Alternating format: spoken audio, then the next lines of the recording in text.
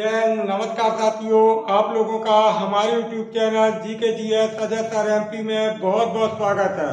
दोस्तों, मैं पुनः बहुत बहुत स्वागत करता हूं संविधान की इस महत्वपूर्ण क्लास पर, जहां आज अपन चर्चाएं करने वाले हैं प्रधानमंत्री। तो किस प्रकार के क्वेश्चन बन सकते हैं एग्जाम की दृष्टि से, बहुत ही महत्वपूर्ण क्वेश्चन।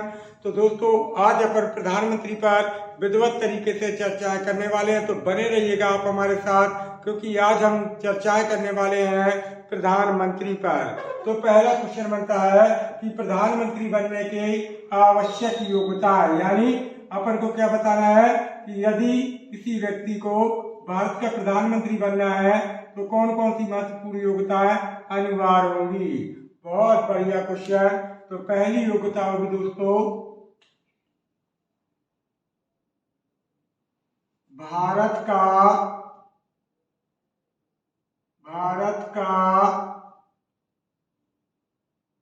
मूल निवासी हो। भारत का मूल निवासी हो। क्लियर दोस्तों, यदि किसी व्यक्ति को हमारे भारत का प्रधानमंत्री बनना है तो यह पहली अनिवार्य योग्यता होगी कि उसका जन्म हिंदुस्तान की भूमि पर हुआ हो।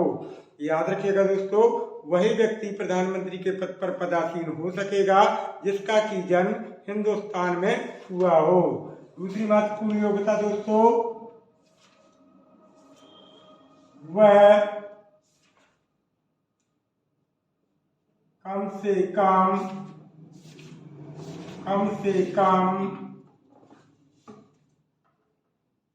25 वर्ष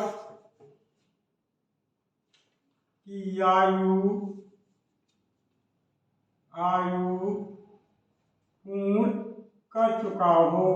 क्लियर दोस्तों, हमने क्या महत्वपूर्ण योग्यता बताई? दूसरी योग्यता कि वह कम से कम 25 वर्ष की आयु पूर्ण कर चुका हो। अर्थात अगर प्रधानमंत्री की योग्यता में तो हमने पहली योग्यता बताई है कि वह भारत का मूल निवासी हो और कम से कम 25 वर्ष की आयु पूर्ण कर चुका हो। तीसरी महत्वपूर्ण योग्यता देखेंगे दोस्तों कि वह पागल,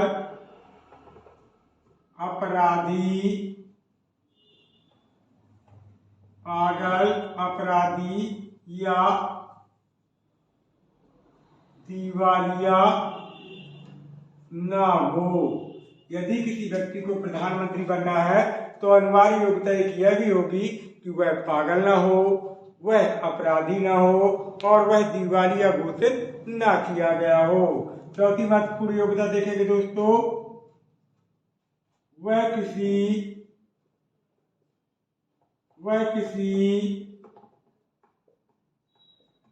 लाभ के पद पर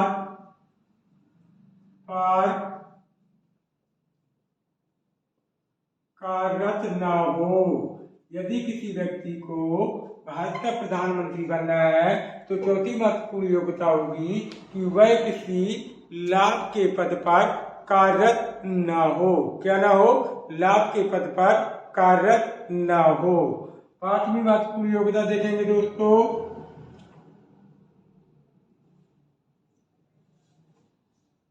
वह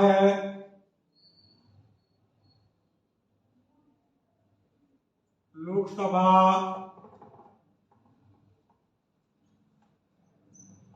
बहुमत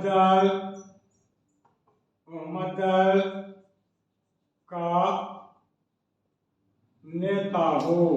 हमने क्या पांचवी महत्वपूर्ण योग्यता बताई है कि यदि किसी व्यक्ति को भारत का प्रधानमंत्री बनना है तो पांचवी महत्वपूर्ण योग्यता होगी कि वह लोकसभा बहुमत दल का क्या हो दोस्तों? नेता हो। क्या हो? लोकसभा बहुमत दल का नेता। तो क्लियर दोस्तों, अगर आता है प्रधानमंत्री बनने की महत्वपूर्ण योग्यताएं कौन कौन सी हैं, तो देखिए पहली महत्वपूर्ण योग्यता बताई है कि वह भारत का मूल निवासी हो।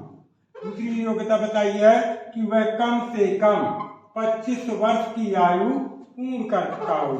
तीसरी योग्यता बताई है कि भाई साहब वो पागल ना हो, वह अपराधी ना हो और वह दिवालिया घोषित न किया गया हो। अब ये दिवालिया क्या होता है दोस्तों, आपके दिमाग में चल रहा होगा तो मैं क्लियर कर दूं।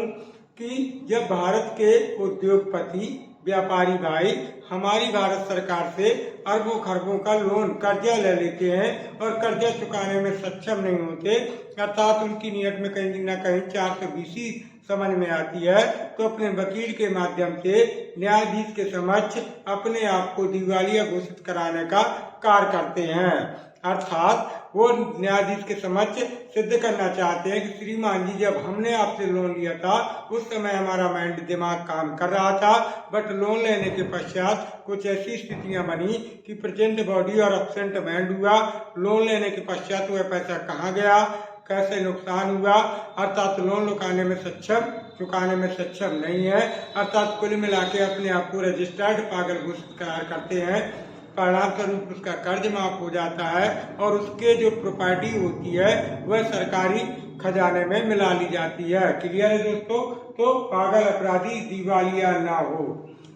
अगला चौथी महत्वपूर्ण, वह किसी लाभ के पद पर कार्यरत न हो, अर्थात वह गवर्नमेंट सरकारी जॉब पर कार्य न कर रहा हो। अगर किसी व्यक्ति को भारत का प्रधानमंत्री बनना है तो भारत सरकार या किसी राज्य सरकार के अधीन किसी लाभ के पद पर कार्यरत न हो। अगली महत्वपूर्ण योग्यता कि वह लोकसभा बहुमत दल का क्या हो दोस्तों, नेता हो। यदि किसी व्यक्ति को भारत का प्रधानमंत्री बनना है तो एक महत्वपूर्ण योग्यता यह भी है कि वह लोकसभा बहुमत दल का क्या हो, नेता। अगली देखेंगे दोस्तों, नियुक्ति, यानी कल प्रश्न आता है कि प्रधानमंत्री की नियुक्ति कौन करेगा। तो याद रखिएगा, बहुत बढ़िया प्रश्न है, तो याद रखिएगा नियुक्ति, प्रधानमंत्री की नियुक्ति राष्ट्रपति के द्वारा की जाती है। यदि कल क्वेश्चन आता है दोस्तों कि प्रधानमंत्री की नियुक्ति कौन करता है, तो दोस्तों याद रखिएगा राष्ट्रपति के द्वारा क्या की जाती है, प्रधानमंत्री जी की नियुक्ति की जाती है। क्लियर है? यदि कल प्रश्न आता है कि भारत के प्रधानमंत्री की नियुक्ति कौन करता है, तो दोस्तों याद रखिएगा राष्ट्रपति। अगला देखेंगे दोस्तों, शपथ यानी प्रतिज्ञा। यदि कल प्रश्न आता है कि प्रधानमंत्री को उसके अपने पद की शपथ कौन दिलाता है, तो दोस्तों याद रखिएगा राष्ट्रपति के द्वारा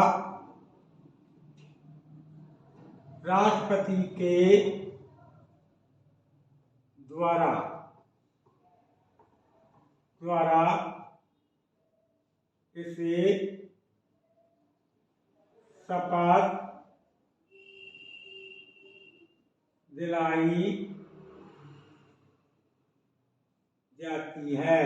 ठीक है दोस्तों, यदि कल प्रश्न आता है कि प्रधानमंत्री को शपथ कौन दिलाता है, तो दोस्तों याद रखिएगा राष्ट्रपति के द्वारा प्रधानमंत्री जी को शपथ दिलाई जाती है। यानी प्रधानमंत्री को शपथ दिलाने का कार्य कौन करता है, तो अपना राष्ट्रपति। कौन करता है दोस्तों, राष्ट्रपति। क्लियर? अगला महत्वपूर्ण क्वेश्चन, कार्यकाल यानी प्रधानमंत्री का अपना कार्यकाल क्या होगा, तो दोस्तों याद रखिएगा पद ग्रहण की तारीख से इसका कार्यकाल 5 वर्ष का। याद रखिएगा हमने क्या बात की दोस्तों कि अगर आता है कि प्रधानमंत्री का अपना कार्यकाल कितने वर्ष का होता है, तो दोस्तों याद रखिएगा पद ग्रहण की तारीख से प्रधानमंत्री जी का अपना कार्यकाल होता है 5 वर्ष। कितने वर्ष का होता है दोस्तों, 5 वर्ष। यदि क्वेश्चन आता है कि प्रधानमंत्री का अपना कार्यकाल कितने वर्ष का होता है, तो दोस्तों याद रखिएगा प्रधानमंत्री का अपना कार्यकाल होता है 5 वर्ष। कितने वर्ष का होता है, 5 वर्ष। बात करेंगे दोस्तों वेतन, यानी वेतन सैलरी की। वेतन यानी प्रधानमंत्री जी की अपनी वेतन कितनी होती है, तो याद रखिएगा दोस्तों, इनकी अपनी वेतन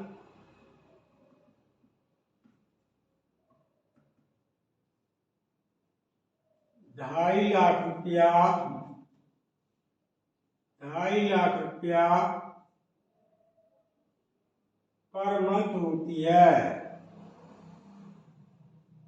पर मंथ होती है। क्लियर दोस्तों, हमने क्या बात की है कि यदि कल आता है कि अपने प्रधानमंत्री जी की वेतन क्या होती है दोस्तों, तो याद रखिएगा प्रधानमंत्री यानी इनकी अपनी वेतन 2.5 लाख रुपया पर मंथ होती है। कितनी होती है पर मंथ, कितनी 2.5 लाख रुपए।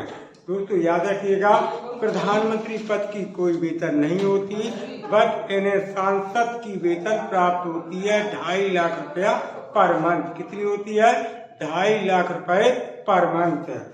अगली बात करेंगे दोस्तों पेंशन की। किसकी बात करेंगे अपन, पेंशन की।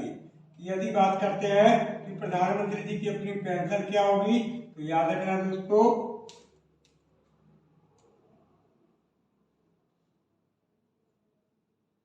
कुल वेतन का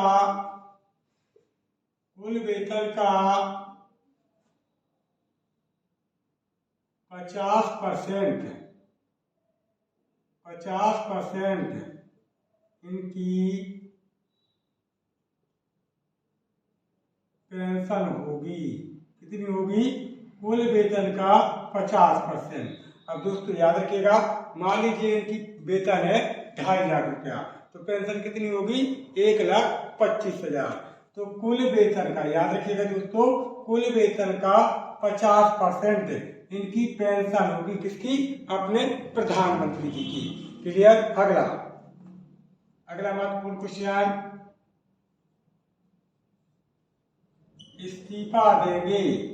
याद रखिएगा यदि कल प्रश्न आता है कि प्रधानमंत्री अपना इस्तीफा किसे देगा, तो याद रखिएगा प्रधानमंत्री अपना इस्तीफा किसे देगा, राष्ट्रपति को, राष्ट्रपति को सौंपता है। क्लियर, राष्ट्रपति को सौंपता है। यानी प्रधानमंत्री अपना इस्तीफा किसे देता है, तो दोस्तों याद रखिएगा राष्ट्रपति जी को, राष्ट्रपति जी को प्रधानमंत्री अपना इस्तीफा सौंपते हैं, अर्थात सुपुर्द करते हैं। क्लियर। अगला,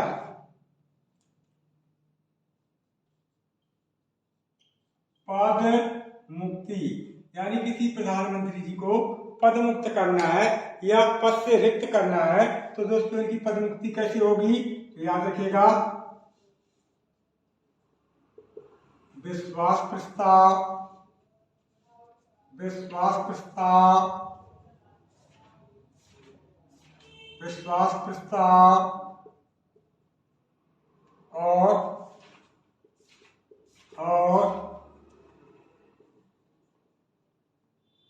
अविश्वास प्रस्ताव, अविश्वास प्रस्ताव से। क्लियर दोस्तों, हमने क्या बात की है कि प्रधानमंत्री जी की पद मुक्ति कैसी होगी, तो एक विश्वास प्रस्ताव और दूसरा कौन होगा दोस्तों, दूसरा अविश्वास प्रस्ताव। यानी विश्वास प्रस्ताव ये अपनी ही पार्टियों के सदस्यों के द्वारा लाया जाता है, जिसे लाने के लिए कम से कम 50 सदस्यों की आवश्यकता होती है। अविश्वास प्रस्ताव यह अपोजिट, जो अपोजिशन में बैठते हैं दोस्तों, ये उनके द्वारा लाया जाता है, अपोजिशन के द्वारा लाया जाता है। तो प्रधानमंत्री को कैसे पद मुक्त किया जाता है, तो विश्वास प्रस्ताव से भी और अविश्वास प्रस्ताव से भी क्या प्रधानमंत्री को पद मुक्त किया जा सकता है। अगला महत्वपूर्ण क्वेश्चन, कार, यानी प्रधानमंत्री जी के कार क्या काम करते हैं दोस्तों, तो प्रधानमंत्री के कार्यों में देखेंगे दोस्तों, जैसे नंबर 1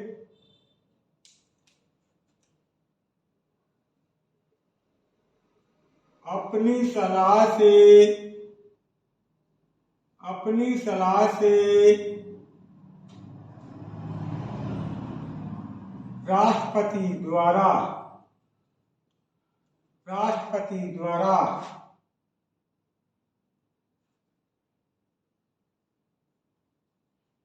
अन्य मंत्रियों की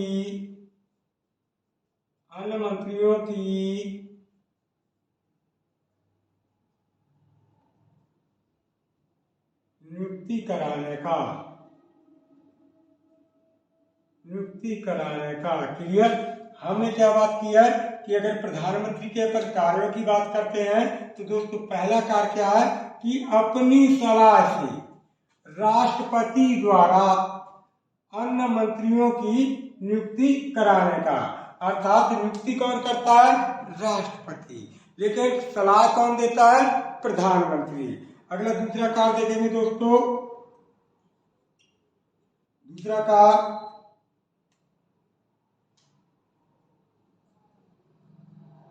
मंत्रियों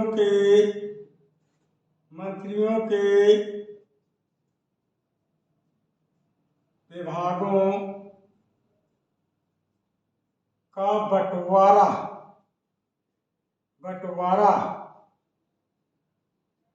करने का। क्लियर दोस्तों। प्रधानमंत्री का दूसरा कार्य क्या होता है? तो हमने क्या बात की है कि मंत्रियों की विभागों का बंटवारा करने का, यानी मंत्रियों के जो विभाग होते हैं जैसे शिक्षा विभाग, स्वास्थ्य विभाग, वित्त विभाग, रेल विभाग, गृह मंत्रालय, इन सब विभागों का बंटवारा विभाजन पृथक कौन करता है दोस्तों? वो करता है प्रधानमंत्री। तो यह प्रधानमंत्री का दूसरा कार्य रहा। तीसरा कार्य महत्वपूर्ण देखेंगे दोस्तों। तीसरा महत्वपूर्ण कार्य देखेंगे मंत्रियों द्वारा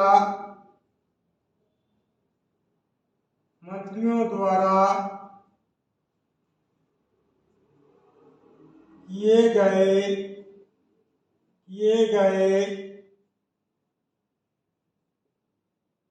कार्यों की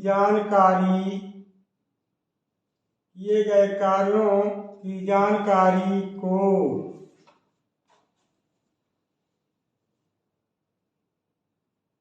राष्ट्रपति तक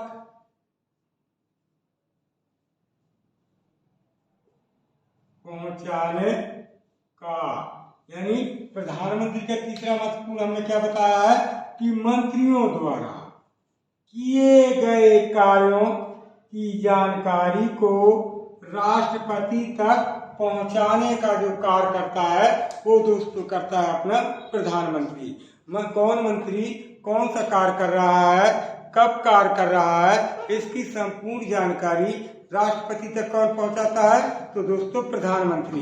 तो ये रहा प्रधानमंत्री का तीसरा महत्वपूर्ण कार्य। इसके बाद चौथा महत्वपूर्ण कार्य देखेंगे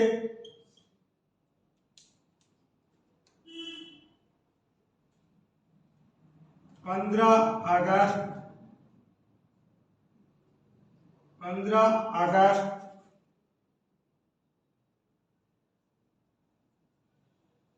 स्वतंत्रता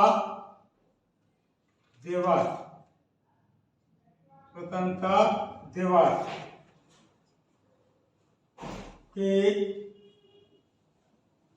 उपलक्ष्य में ध्वजारोहण करने का। याद रखिएगा दोस्तों, यह भी एक प्रधानमंत्री का कार्य। याद रखिएगा 15 अगस्त यानी स्वतंत्रता दिवस के उपलक्ष्य में ध्वजारोहण का कार्य कौन करता है? वह भी करता है आपका अपना प्रधानमंत्री। दोस्तों याद रखिएगा 26 जनवरी अर्थात गणतंत्र दिवस के दिन राष्ट्रपति जी ध्वजारोहण का कार्य करते हैं, बट 15 अगस्त स्वतंत्रता दिवस की बात करते हैं। तो याद रखिएगा दोस्तों प्रधानमंत्री जी, माननीय प्रधानमंत्री जी ध्वजारोहण का कार्य करते हैं। क्या करते हैं? ध्वजारोहण का कार्य करते हैं। तो उम्मीद करते हैं दोस्तों कि आपको क्लास बेहतर समझ में आ रही होगी। लेंगे आप इसका स्क्रीनशॉट, क्योंकि हम बात करने वाले हैं आपके प्रधानमंत्री जी के आगे के शेष महत्वपूर्ण तथ्यों पर। बहुत बढ़िया। तो चलेंगे दोस्तों आगे के महत्वपूर्ण प्रश्न।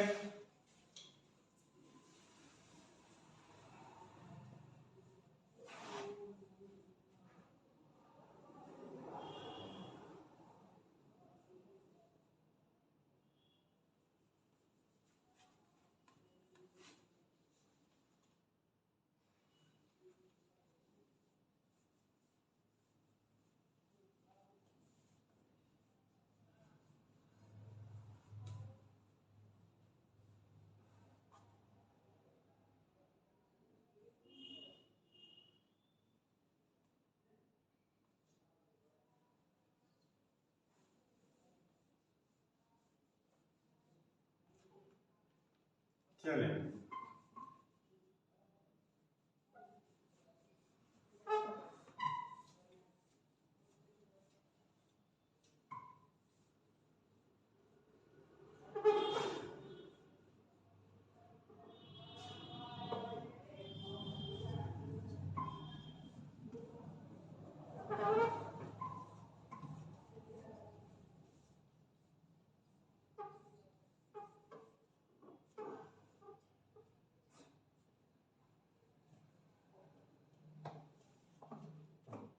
चलेंगे दोस्तों अगला महत्वपूर्ण क्वेश्चन देखेंगे।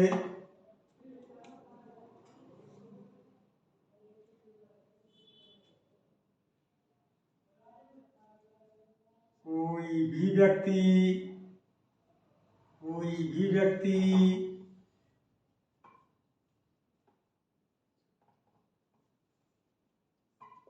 संसद सदस्य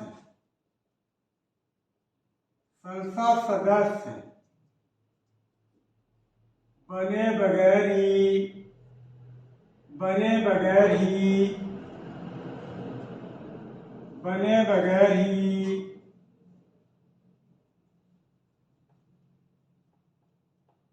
प्रधानमंत्री बन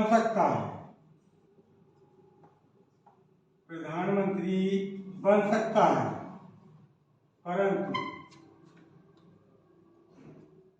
परंतु इसके लिए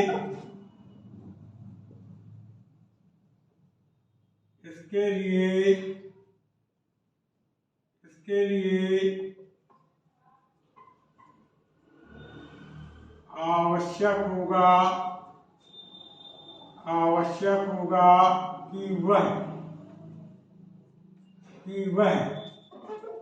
कि वह 6 माह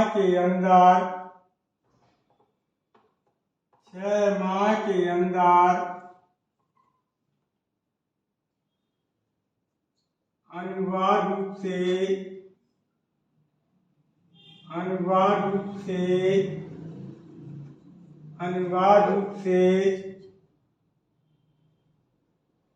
संसद के 2 सदनों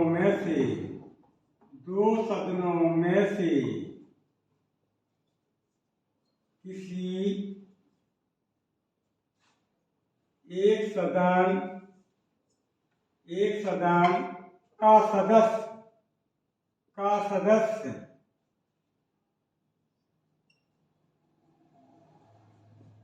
अनिवार्य रूप से बने।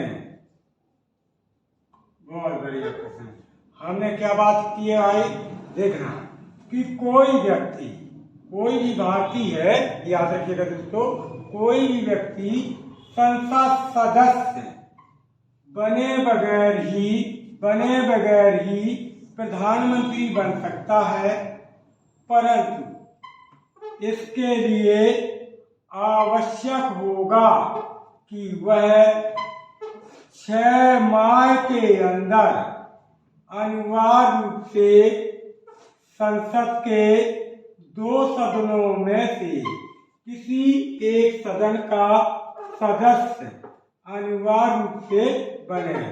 हमने क्या बात करना चाहते हैं दोस्तों, समझिए आप कि यदि कोई भारतीय है, मान लीजिए वह सांसद नहीं तो भी प्रधानमंत्री बन सकता है। याद रखिएगा दोस्तों, तो भी प्रधानमंत्री बन सकता है, बट उसके लिए एक शर्त रखी गई है कि 6 माह के अंदर अनिवार्य रूप से, चाहे वह लोकसभा या राज्यसभा, किसी एक सदन का सदस्य अनिवार्य रूप से बने। क्लियर?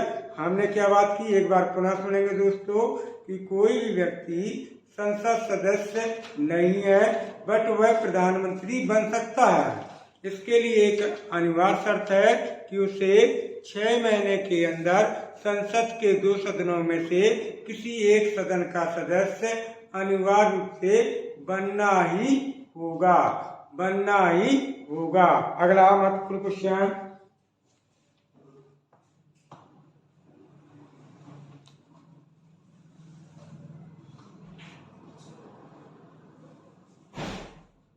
प्रधानमंत्री भारत में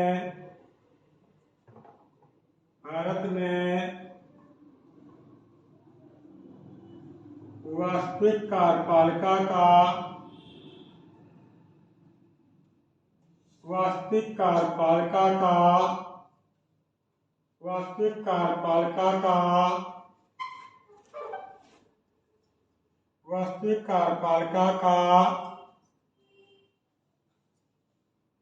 वास्तविक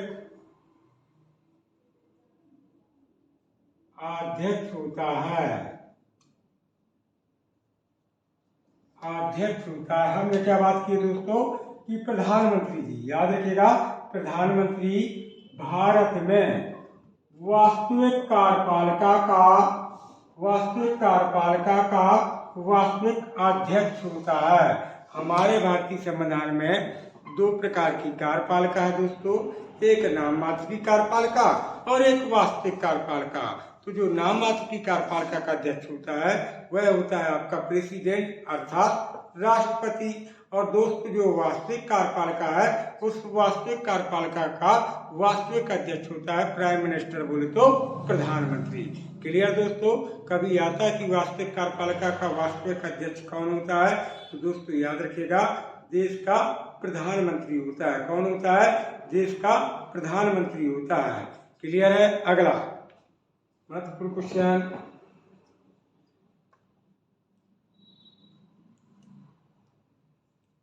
प्रधानमंत्री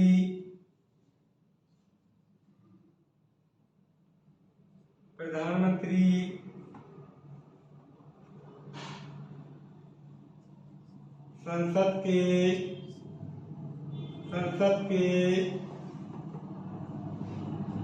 2 सदनों में से किसी भी सदन का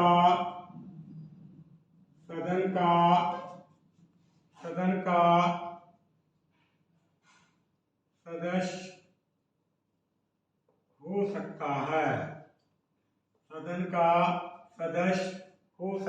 हमने क्या बात की है दोस्तों, याद रखिएगा, प्रधानमंत्री संसद के 2 सदनों में से एक अपना, याद रखिएगा, लोकसभा, दूसरा कौन होता है दोस्तों? राज्यसभा। कौन होता है? राज्यसभा। हम क्या बात करना चाहते हैं कि प्रधानमंत्री संसद के 2 सदनों में से किसी भी सदन का सदस्य हो सकता है। याद रखिएगा, कोई भी ऐसा व्यक्ति है, मान लीजिए वह राज्यसभा पार्टी से संबंध रखता है तो भी प्रधानमंत्री बन सकता है, वह लोकसभा पार्टी से संबंध रखता है तो भी प्रधानमंत्री बन सकता है। और दोस्तों याद रखिएगा, कोई ऐसा भी व्यक्ति है, मान लीजिए वो चुनाव लड़ा बट हार गया, लेकिन प्रधानमंत्री प्रबल दावेदार है, यदि लोकसभा बहुमत दल का नेता उसे घोषित किया जाता है तो वह प्रधानमंत्री के पद पर पदासीन हो सकेगा। अर्थात वह दोनों सदनों में से किसी का भी सदस्य नहीं है बट लोकसभा बहुमत दल का नेता घोषित करार होता है तो उसे प्रधानमंत्री का पद प्रदान किया जाएगा। तो क्लियर? तो हम क्या बात करना चाहते थे कि कोई व्यक्ति चाहे जिस सदन का हो, चाहे वह लोकसभा से हो चाहे वह राज्यसभा से हो, याद रखिएगा दोस्तों, वह क्या प्रधानमंत्री बन सकता है। यह जरूरी नहीं है कि वह केवल लोकसभा से हो या वह केवल राज्यसभा से हो। क्लियर। अगला महत्वपूर्ण क्वेश्चन देखेंगे दोस्तों।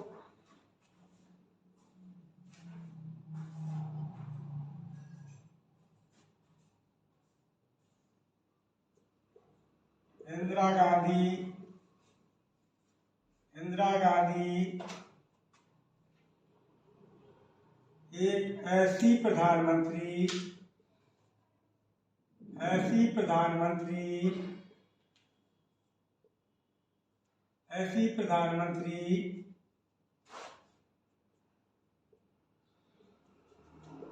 जिनके कार्यकाल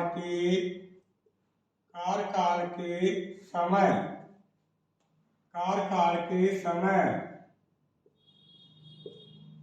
ज्यादा बार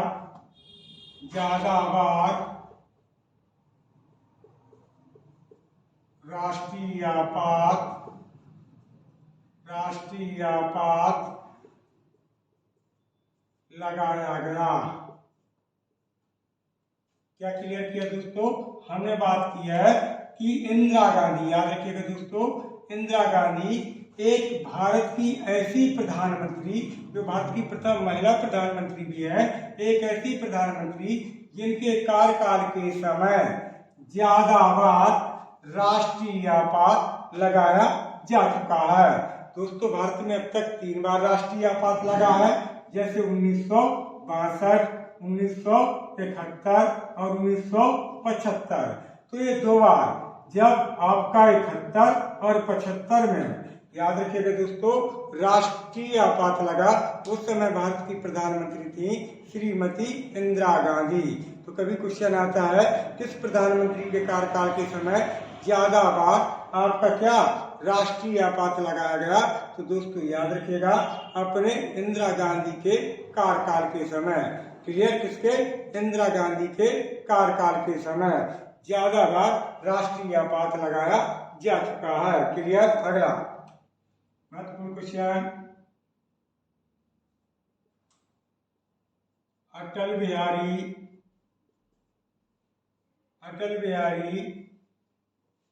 वाजपेयी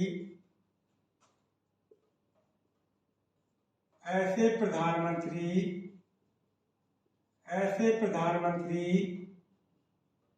जिन्हें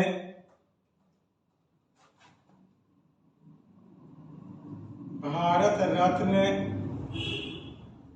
रत्न देने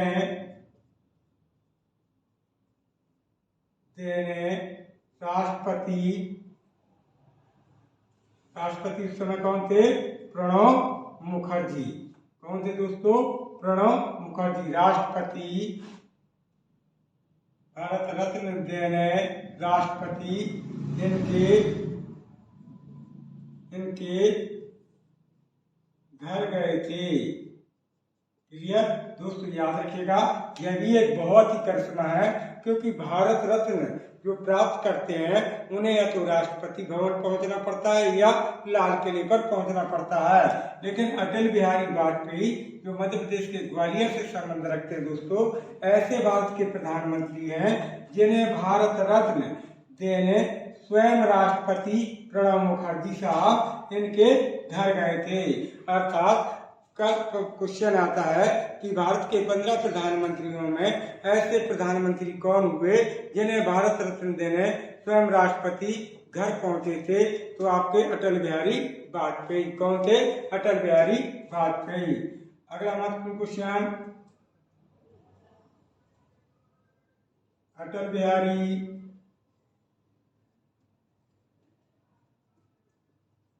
वाजपेयी जी के समय ही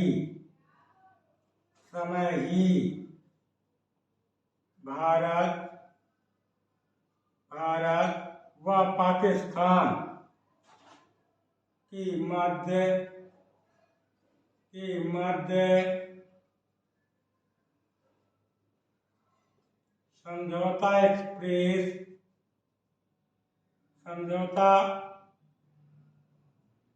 समझौता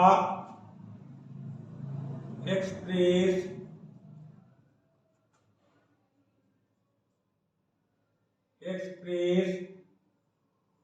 रेलगाड़ी चलाई गई थी। क्लियर दोस्तों, हमने क्या बात की है कि अटल बिहारी वाजपेयी जी के समय ही भारत और पाकिस्तान के मध्य समझौता एक्सप्रेस रेलगाड़ी चलाई गई थी। और दोस्तों याद रखिएगा, इन्हीं के समय LOC कारगिल युद्ध भी हुआ था। किनके समय? अटल बिहारी वाजपेयी जी के समय। क्लियर। अगला महत्वपूर्ण क्वेश्चन,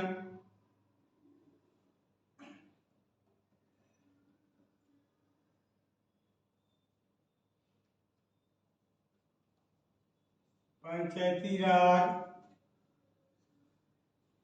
के समय भारत के प्रधानमंत्री पीवी नरसिम्हा राव थे। हमने क्या बात की दोस्तों कि पंचायती राज व्यवस्था के समय भारत के प्रधानमंत्री कौन थे? तो दोस्तों याद रखिएगा, पीवी नरसिम्हा राव। कौन थे दोस्तों? पीवी नरसिम्हा राव। ये पंचायती राज व्यवस्था के समय भारत के प्रधानमंत्री थे। कौन थे? भारत के प्रधानमंत्री थे। कौन? आपके पीवी नरसिम्हा राव। अगला महत्वपूर्ण क्वेश्चन, भारत के प्रथम कार्यवाहक प्रधानमंत्री